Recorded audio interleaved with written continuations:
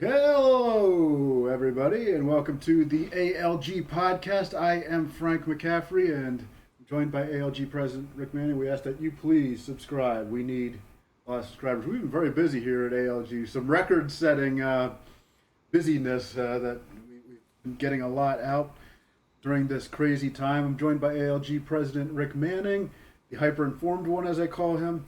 And there's so much to talk about. We really don't know where to start, but it seems logical to start with the jobs report, Rick. It's not exactly a pleasant one, but it was what we expected. Yeah, it's not surprising, but it's shocking nonetheless. The jobs report itself showed unemployment going from 3.5 to 4.4%. But when you look at the actual numbers, what you discover is that the number of people who are unemployed was in the 7 million, was above 7 million people. And that means that we're likely at around 15 to 16 million people unemployed right now, because the actual jobs report is a survey that was done in the middle of the month. And so it didn't capture all of the 3.3 actually million people applied for unemployment insurance claims 2 weeks ago, none of the 6 million people who applied for unemployment insurance claims this month or this past week. So it's likely that the actual unemployment rate at this juncture is between 9.5% and 11%, with the more people unemployed right now than in the history of our country. That's the real numbers, and we're not going to sugarcoat it. That's the real numbers. That's the real unemployment cost of the COVID-19 fight that's being waged. And it's going to get worse. The president knows it's going to get worse, and Congress knows it's going to get worse. They prepared for this by passing some unemployment changes that are temporary, but they seek to replace salary much more so than normally, with the idea that when we get to the back end of this crisis, jobs will be available for those who were forced out of the workforce, that those jobs will be available. And so that's the expectation. But I'm not going to sugarcoat the news. It's terrible. We likely have right now more people unemployed than at the height of the Great Recession. Now, the unemployment rate, when you compare it to like the Great Depression, the unemployment rate was 25, 30%. And obviously it's much lower than that now, because there's even though we have more people unemployed, we have far more people in the workforce. And that's the reason why you can say that there's that the unemployment rate is 10% up, by the way, in 1 month. 6.5%, if you want to look at what the real number is, and that's and so we're looking at a pretty devastating report. But it provides the actual real cost on a people level of the COVID-19 economic shutdown. And that cost can't be ignored, because it's got to be put into the equation of what we do and how we react in this with this health emergency. And it's even more important at a time when some people are thinking that we may even want and need to extend the health emergency quarantine, not just through April, but through May. And that becomes really, really difficult for our nation to sustain any kind of economic momentum and have a rapid recovery if we shut the economy down for effectively 2.5 months. But having said that, Frank, we got to switch up our order, because I want to give some good news on this Small Business Administration loans. Yeah, okay, yeah, that's the logical next question here, the logical next step for the economy. Do small businesses find a way to survive during this downtime? Small businesses are pressured more than ever. We've got on our website, dailytorch.com, we've got a number of videos. I've had videos submitted from all over the country. If any of you have people who with small businesses, or you have a small business, feel free to do a 1.5, 2 minute video telling your story, and we will attempt to get it into the White House. We have sent these over to the White House as we get them. Right now, we've got well over 100 of those stories. Wow. So here's what's actually happening with the SBA. The White House is very, very concerned about the small business situation. They know what's going on. They know the devastation that's being felt, and that's why they fought so hard in that $2.2 trillion bill to get a pretty $300 billion for SBA, Small Business Administration loans, most of which. Are ones that are designed to last for a year, and the repayment on them is a 30-year repayment schedule, so with extremely low interest. This loan, unlike the loan which has been talked about in terms of 2.5% or 2.5 times the salaries in the month of February, this loan actually deals with the guts of the costs of running a small business, and will help small businesses weather the storm during this zero revenue time or limited revenue time, to be able to actually have the capital to reopen their doors and hit the ground running once we're through the crisis. So that's a loan. It's a 7A loan, and for small businessmen, you probably know what that means. It's being issued through your local banks. Community bankers have been the main source of these loans. There's no collateral requirements regarding it. So it is unlike the regular 7A loans. These loans don't have a collateral requirement. So they're much. The banks are going to be much more likely to be able to lend you the money if you need it. So contact your community banker and get the details. I will have up the memo which I got from the White House about this earlier today. I'll have that up on dailytorch.com as well, and we'll be emailing it to our email list. I'm probably going to do a special email today with it, so people get that as rapidly as possible. So those are some of the things that are happening. And this SBA loans, they've already lent out millions of dollars in one day alone. Yeah. So the bankers have been told, say yes. Somebody comes in for a loan, they fill out the paperwork, particularly a community banker you might have worked with before, them. And they're being told, say yes to this loan. Let's get the money out of Washington, D.C., back into small businessmen's hands, business people's hands, so that they can survive this onslaught that has befallen our nation through no fault of anybody's. And so this is Donald Trump fighting like crazy to make certain that small business people survive this. And when you look at that 2.2 trillion and you scratch your head and you say, well, why do they have to give in and give $300 million to refugee resettlement of all things? Why did they have to give the Corporation for Public Broadcasting extra $30 million?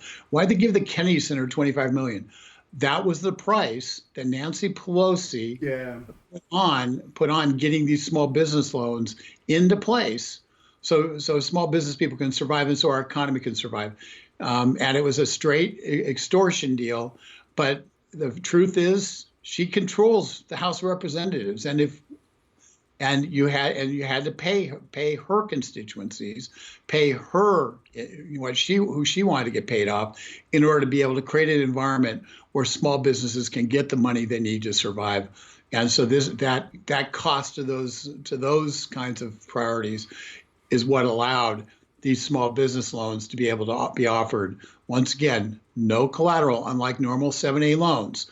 So go to your community. If you need them, go to your community banker. If you know somebody who owns a business, small business, who might benefit from this, let them know that the 7A loans, the small business loans from the community banker, do not require collateral like normal 7A loans. and the money is flowing out fast and furious right now. And 300 billion sounds like a lot. It's a lot until it runs out. So folks, don't find yourself wishing a week and a half from now that your business had applied. Do it now. It's important that we do it now. We need to save our small business backbone of our entire economy. We need to save that, and this is one of the ways that it can be saved during this time of crisis. Yes. Now, changing subjects, a lot of laws and rules being put out there to enforce people staying at home, and it leads to questions about what are our civil liberties, to a degree, and can they track us? Well, we're hearing now that there's a Google tracking device that we should be looking out for. Is that correct?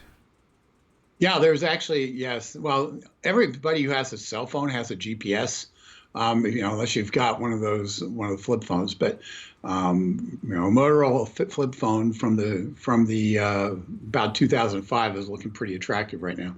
But here's what we have. There are GPS units in your phones. Google is using those, and others, truthfully, are using those and creating reports about movement in individual states.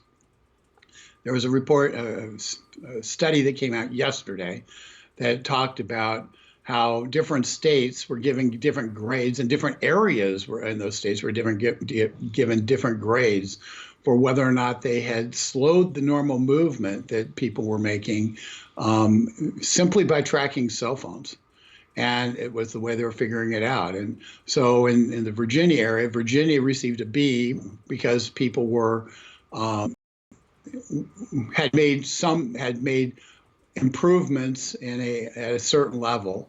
North Carolina got a C because they'd made less improvements by virtue of the determination that amount of miles being traveled away from your home was a determiner of your physical activity and your compliance with the stay-at-home order. So so they're tracking to that level. They assure, well, this is macro tracking, not micro tracking. But remember, the macro tracking is comprised of thousands upon thousands upon thousands of micro tracks, and they have the capacity to isolate each one of those micro tracks. So it is this is such a slap in the face in terms of some of the fears people have had about the GPSs that we all carry around with us, and the ability of the government working with private industry to track our movements, and to be effectively then, if they put fines in terms of people who leave their home, this is how they're gonna send you a ticket. They aren't necessarily going to have a cop come to your door. They'll send you a ticket, just like if you went through a speed camera and they caught you. So this is kind of Brave New World stuff. It's scary as heck. Yeah, there is some scary things that can come out of this, and definitely there's going to be need for Americans for limited government. Frank, were you being tracked? What happened? Oh, it looks like we're kind of going in and out here with your reception again, Rick. But that's the realities we're facing here in this shutdown. There are some fears, not just about how the government will track people now, and not just about how the bailout or aid money will be spent with friends of friends getting it, but also, there's going to be some very bizarre pieces of legislation and some strange rules that come out because the government has such an opportunity of these times. One of them is a ban on seeds in Vermont. Did I hear that correct? A ban on seeds. Yeah, believe it or not, the state of Vermont apparently sent an order to hardware stores and garden stores and other places that sell seeds for vegetables or flowers or whatever. And they said seeds are not essential items, and they apparently are denying people the ability to buy anything that's not deemed an essential item. And as a result, there's actually a big sign in front of a seed display, like a burpee seed display, saying these have been deemed non-essential items, and as a result, you can't buy them. So think about this. The same people are telling us that we need to engage in social distancing, but we have to go to the grocery store to get food, are telling people, well, you can't over the next month, 6 weeks, 2 months, actually grow the food necessary to make it so you social distance by not having to go get carrots and cucumbers and the like. That's the stupidity, and that's what's happening in Vermont, and we're going to see similar stupid rules around the country. The phone is ringing off the hook there. I know it is. It's hold on. I get it. The wonderful world of live podcasting, ladies and gentlemen. Yeah, I can imagine that there will be other bizarre pieces of. Yeah, the call is from somebody from Oklahoma who's been putting together a lot of those small business videos, and who I got it to. I got the 7A rules to them because I've been working with accountants to get identify these small businesses, and these guys have hundreds, in fact, thousands of clients who they're able to reach out to, say what's happening. And since they're covered, they know their books, they know pretty much what's going on. And they are, and as a result, they are now, they're reporting back in terms of some of the things they're hearing and the actual availability of the 7A loans in their communities. So I'm now trying to get to the bottom. It's one thing to say what the rules are from Washington, D.C. It's another to look at how the actual banks and the communities are applying those rules. And so that's what I'm trying to do. And I'm doing that so I can give you guys honest reports about what's going on. Yes, and the thing about a small business, man, if you lose a week, you could go out of business overnight or just fall into such a hole that you're spending the next year or two just trying to rebuild from that. And it's very hard for someone who's been a government worker their whole life to understand that. In fact, they probably make fun of it. No, they don't have any idea because they're the only people who aren't going to get laid off. As ironic as it may seem, the most non-essential of all workers are not the ones who are going to be secure in their job. And one of the great painful truths about the $2.2 trillion is not only are they secure in their job, but members of Congress managed to figure out a way to give themselves a 40%, a pretty significant raise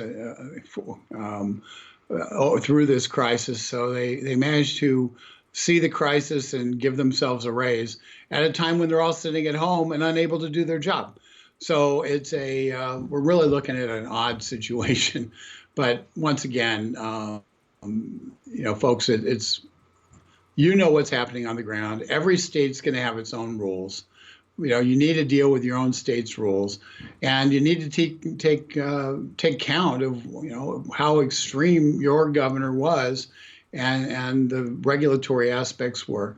I do want to get, before we lose too much of our ability, our internet here. Yeah. I do want to get to the something dealing with hydrochloroquine, Frank, and there's something in the news about it that just came out in the news.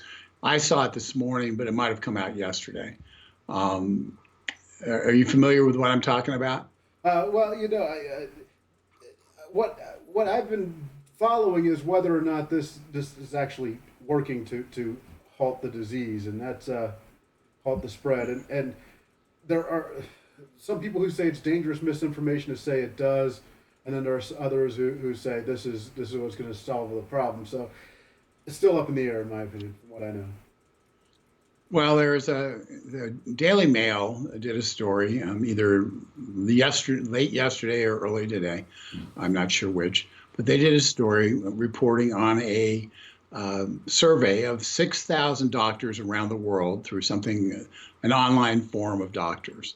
And they were asked a simple question about what is the most effective treatment you've found for this? What have you used?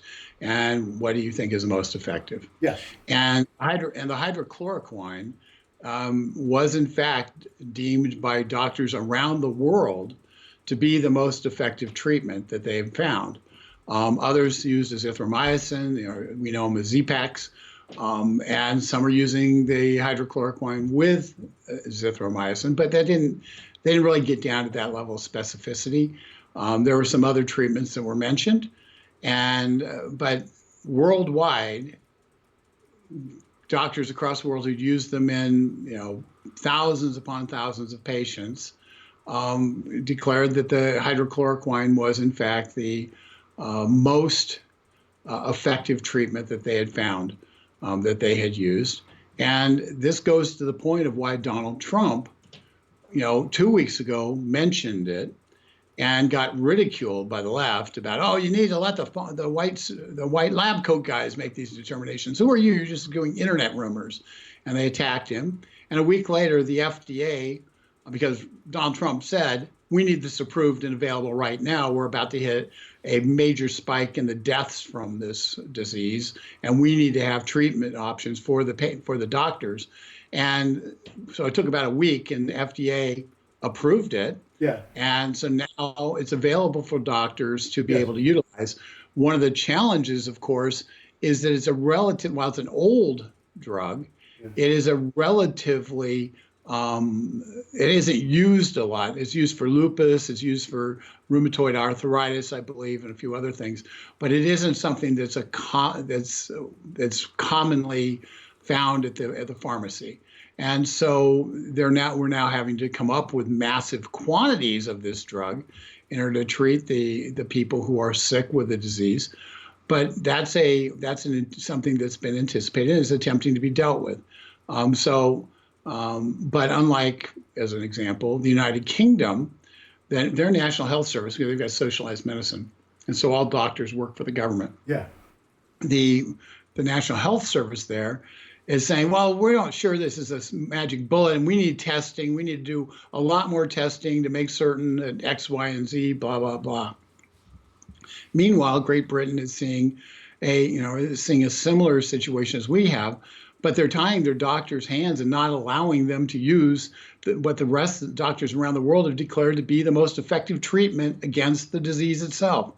And so it's and it is my hope, and this is one of the reasons we're tracking the actual deaths from the disease here in America, is our hope that by mass distribution and usage of the hydrochloroquine, that we will see a significant drop in the number of projected fatalities as more and more doctors are able to use this treatment and try it with erythromycin or whatever, but we'll be able to use this treatment with patients and hopefully save a lot of lives.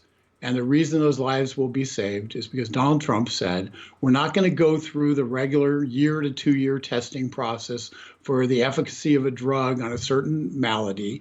We're going to say, this is a health emergency. It's reported around the world that this works. We're going to allow our doctors to use it. We're not going to let the professional naysayer bureaucrats in Washington, D.C. to get in the way of the health of Americans. And saving American lives was more important than checking boxes at the FDA for various approval processes. That's leadership. That's the kind of tough leadership that Donald Trump is offering. And he's slaying a lot of bureaucratic and regulatory dragons in the process. And quite honestly, he gets very little credit for it. But the fact that we're going to have hydrochloroquine being used for treatments, and have it now being used for treatments, and have had it for the last week, is directly result of Donald Trump staring down the CDC and the FDA bureaucrats and saying, this works, it works, we're getting it out on the street, we're going to give it to doctors, and we're going to make certain that we protect American lives using every means possible. So understand, while they're asking us to stay at home and do the social distancing and the economic sacrifice, they're also cutting through enormous red tape that never has been breached before in order to try to give our doctors what they need to be able to save lives and to minimize the damage that this disease could cause. So that's and there are civil liberties concerns with all this in terms of public meetings, in terms of not being able to go to church and things like that, which I take extraordinarily seriously, extraordinarily seriously.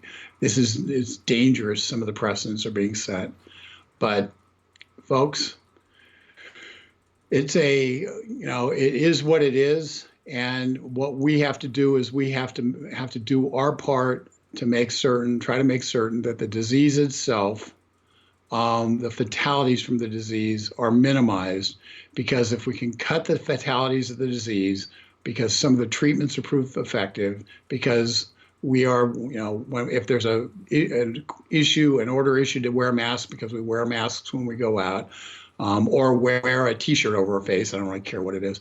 If we take those simple measures that are asked, then we may see the death rate drop significantly. And if that occurs, we get back to work faster. We get our economy restarted faster, and we don't kill the small business backbone of our nation as a side effect of treating this virus from Wuhan, China. And that's the challenge, folks. And I'm going to be on with the Surgeon General in about 30 minutes, and he'll give us, and I'll be an update, and I'll get information on that. If there's anything interesting out of it, we'll send a statement. If not, just stay tuned, and on Monday we'll talk a little bit about what was said. And I'm confident that since the clock will have gone around 6 times since we last spoke, we will be having a lot more to talk about, and the news from today will seem ancient by the time we meet again on Monday. Yeah, I also think we need to learn more about what China did and what China's role in this was, and more will come out. I must note that I last week called my senators here, Cornyn and Cruz, and asked them if they could push for China to forgive any debt we have with them. Now, here's something more. This is a tweet from March 27th, so it's kind of dated, but it comes from Britt Hume, a man who I knew a few years ago. And it says, NYC critical care physician just told Tucker Carlson that he's been taking Plaquenil to help ward off COVID-19. So far, he's okay. Guess what Plaquenil is? It's hydroxychloroquine. He added, if there's anybody who should have been positive by now, it should have been me. So, there's something to it. I believe that some of the rejections that people put out there about hydroxychloroquine, Remember, that was politicized. Hydroxychloroquine. Yes, we'll come up with an easier name for that one eventually. Plaquenil, we'll call it. I believe that was politicized. I believe those were people really just trying to shut down Trump, not trying to find a cure, because shutting down Trump was a popular thing. Of course, there was even a movement to get his press conferences off the air because people saw that his approval ratings were going up, and so for political purposes, they hacked it down. You're right. We know the Michigan and the Nevada governors, both Democrats, made an executive order not allowing the use of hydrochloroquine in by their doctors because President Trump said it was a good idea. And they said, it's not tested enough and we need to stop this. Well, the governor of Michigan, because they're now facing a real crisis there, has backpedaled greatly and is now allowing for the hydrochloroquine to be used in her state. And, so she looks like a complete and blithering idiot under an onslaught of, what are you doing? Why are you trying to stop patients here in Michiganders from being able to be treated with the most effective drug that we have at our disposal against a virus that doesn't necessarily have a cure? That's a real question, and she got faced with that and she backed down. Now, I must say, the World Health Organization still was wandering around in the woods saying, well, there's no magic bullets and there really are no treatments or cures that work. Well, they're just wrong. Doctors around the world say this is the most effective treatment. Now, does it mean we're going to end up with 50% fewer deaths? I don't know. I don't think anybody knows. What it does mean is the doctors have at least a couple of bullets in their gun to try to stop this disease, as opposed to just hoping that by ventilating, they save people's lives. we know what happens when when we just use that treatment. But if we can get widespread use of this treatment and others that are being developed, at that point, it's our hope, it's certainly my hope, that we will have a significant drop in the number of deaths that result.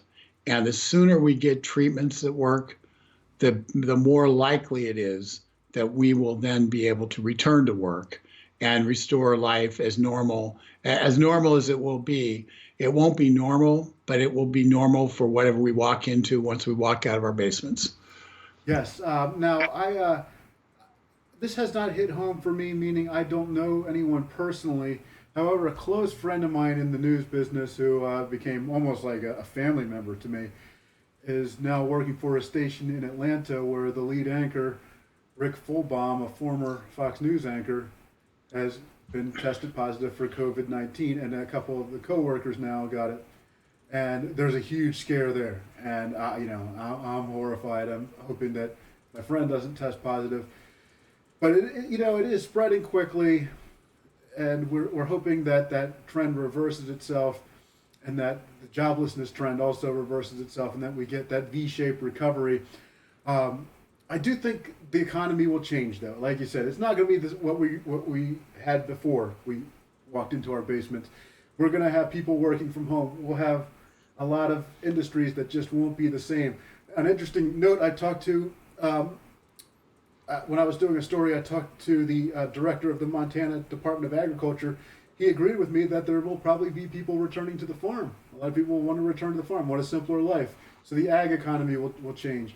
There's a lot of things that will be very, very different. And I do think people will want a more simple life after this. I think people are going to be calling for a more simple life.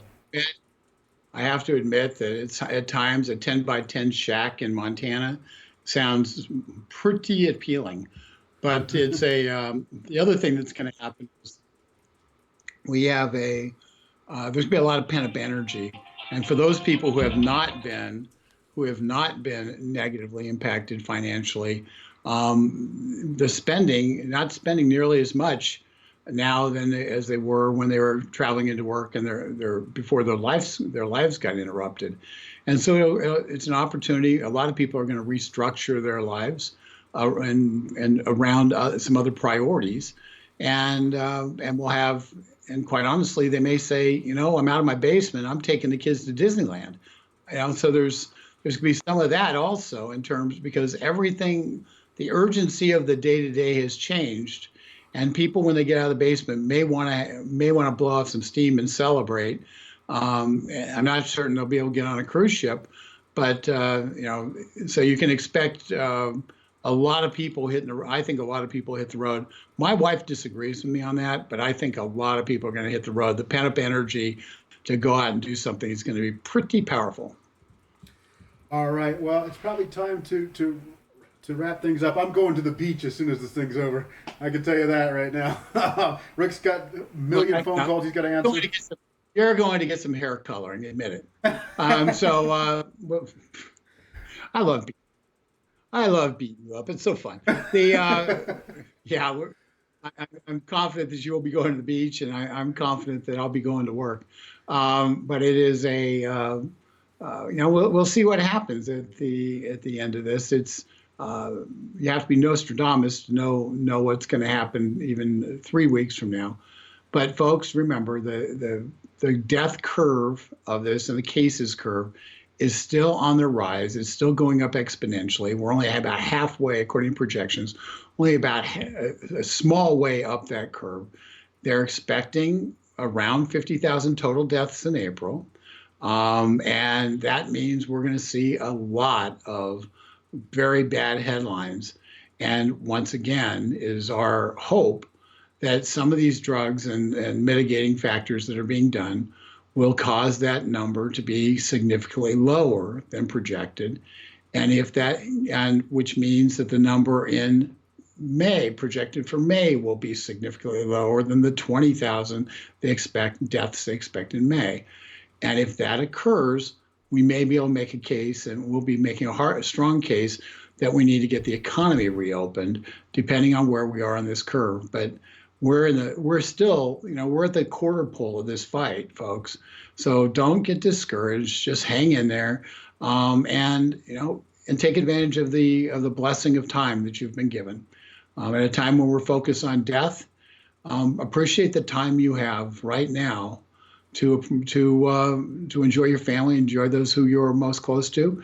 And oh, by the way, if you live across country from family and friends, call them up. You might want to talk once a month, and talk a lot more.